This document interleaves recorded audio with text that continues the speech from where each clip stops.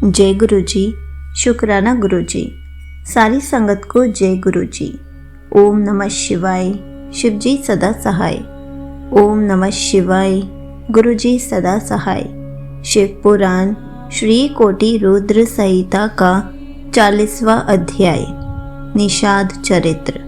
सूत जी बोले, हे ऋषियों, प्राचीन काल में गुरु ध्रुव नामक भील अपने परिवार के साथ जंगल में रहता था। उसका कार्य पशुओं का वध करना था। इसी तरह से वह अपने परिवार का लालन पालन करता था। एक दिन की बात है, उसके घर में खाने पीने के लिए कुछ भी नहीं था। तब उसके माता पिता एवं अन्य सदस्य भूख से व्याकुल होकर भील से बोले कि हम भूख से मर रहे हैं, कुछ खाने का प्रबंध करो। यह सुनकर उस भील ने अपना धनुष बांध लिया और शिकार की तलाश में चल दिया। संयोगवश यह शिवरात्रि का ही पावन दिन था। शिकारी दर दर भटकता रहा, परंतु उसे कुछ ना मिला। धीरे धीरे रात घिर आई, परंतु उसने खाली हाथ घर ना लौटने का निश्चय कर लिया था। इसलिए वह तालाब के किनारे बैठ गया कि जो भी पशु जल पीने यहाँ आएगा उसी का शिकार कर लूँगा। ऐसा विचार कर वह बेल के पेड़ पर बैठ गया। रात घिर आई थी, तभी वहाँ एक हिरनी जल पीने के लिए आई। उसे देखकर भील ने अपने धनुष पर बाण चढ़ाया। उसी समय ओस में भीगे कुछ बेल के पत्ते वहाँ स्थित शिवजी के ज्योतिर्लिंग पर गिरे, जिससे भील द्वारा प्रथम पहर की पूजा पूरी हो गई और भील के पापों का नाश हो गया। उधर भील के धनुष की टंकार से हिरनी सब कुछ जान गई। वह उस भील से प्रार्थना करने लगी, हे भील, आप मेरा वध करना चाहते हैं, मुझे मारकर अपनी भूख मिटाना चाहते हैं। यदि ऐसा करने से आपका दुख दूर होता है तो मैं मरने के लिए तैयार हूँ, परंतु आप थोड़ी देर रुक जाएं। मेरे बच्चे अकेले हैं, मैं उन्हें अपनी बहन के पास छोड़ आती हूँ। तब भील को विश्वास दिलाकर वह हिरनी वहाँ से चली गई और भील उसके इंतजार में जागता रहा। इसलिए उसे जागरण का फल भी मिल गया। कुछ देर पश्चात उस हिरनी की बहन उसे ढूंढते हुए वहां पहुंची। उसे मारने के लिए जब भील ने अपने हाथ में धनुष लिया तो पुनः बेलपत्र व ओस शिवलिंग पर चढ़ गए। इस प्रकार दूसरे पैर का भी पूजन हो गया। परंतु उस हिरनी ने भी भील से प्रार्थना की कि मैं पहले अपने बच्चों को देख आऊं, तब तुम मुझे मारना। भील के आज्ञा दे देने पर वह हिरनी भी पानी पीकर वहां से चली गई और भील हिरनी का इंतजार करने लगा। इस प्रकार जागरण करते हुए रात का दूसरा पहर भी बीत गया। जैसे ही रात्रि का तीसरा पहर आरंभ हुआ, एक मोटा हिरन पानी पीने हेतु उस तालाब पर आया।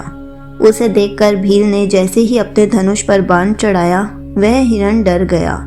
उसी समय ओस रूपी जल एवं बेलपत्र पुनः शिवलिंग पर गिरे, जिससे तीसरे पहर का पूजन संपन्न हुआ। वह हिरन भी शीघ्र लौटने का वादा करके अपने बच्चों को समझाने के लिए चला गया और भील उसके इंतजार में जागता रहा। उधर दूसरी ओर वे तीनों, दो हिरनी व हिरन, घर पर एकत्रित हुए और उन्होंने सारी बातें एक दूसरे को बताई। जब तीनों को यह ज्ञात हुआ कि तीनों ने ही भील राज से वादा कर लिया है, तब वे अपने बच्चों को ठीक से रहने की आज्ञा देकर वहां से तालाब की ओर चल दिए। बच्चों ने भी सोचा कि हम अपने माता पिता के बिना कैसे रहेंगे, इसलिए वे भी उनके पीछे पीछे चल पड़े। इस प्रकार हिरन, दो हिरनियां एवं उनके बच्चे एक साथ भील राज के पास पहुंचे। इतने सारे शिकारों को एक साथ देखकर भीलराज बहुत प्रसन्न हुआ। जैसे ही उसने उन्हें मारने के लिए धनुष निकाला, एक बार फिर ओस रूपी जल एवं बेलपत्र वहां स्थित शिवजी ज्योतिर्लिंग पर चढ़ गए। इस प्रकार अनजाने में ही उसके चौथे पहर की पूजा भी पूरी हुई, जिसके फलस्वरूप उसके सभी पाप कर्म नष्ट हो गए और उसे ज्ञान की प्राप्ति हुई। उसने अपने मन में विचार किया कि मुझसे श्रेष्ठ तो ये पशु हैं, जो परोपकार के लिए अपने प्राण न्यौछावर करना चाहते हैं, और मैं मनुष्य होकर भी हत्या आदि बुरे कार्यों में संलग्न हूँ। ऐसा विचार कर भील बोला, हे मृग मृगियों, तुम धन्य हो, तुम्हारा जीवन सफल है। तुम जाओ और प्रसन्नता पूर्वक निवास करो, मैं तुम्हें नहीं मारूंगा। भील के इतना कहते ही भगवान शिव ज्योतिर्लिंग से प्रकट हो गए। एकाएक इस प्रकार अपने सामने साक्षात देवादिदेव महादेव को पाकर उस भील की आंखों से अश्रुधारा बहने लगी और उसने प्रभु के चरण पकड़ लिए।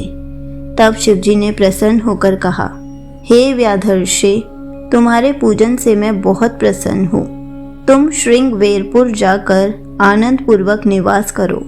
प्रभु रामचंद्र तुम्हारे घर पधारेंगे और उनसे तुम्हारी मित्रता हो जाएगी। अंत में सुखों को भोग कर तुम्हें मोक्ष की प्राप्ति होगी। यह कहकर शिवजी वहां से अंतर्धान हो गए। हे ऋषियों, इस प्रकार एक पापी व्याध से अनजाने में हुए शिव चतुर्थी व्रत से उसे भोग और मोक्ष की प्राप्ति हुई। संगत जी, यहीं पर शिव पुराण श्री कोटि रुद्र संहिता का 40वां अध्याय समाप्त होता है। जय गुरु जी। शुक्राना गुरु जी।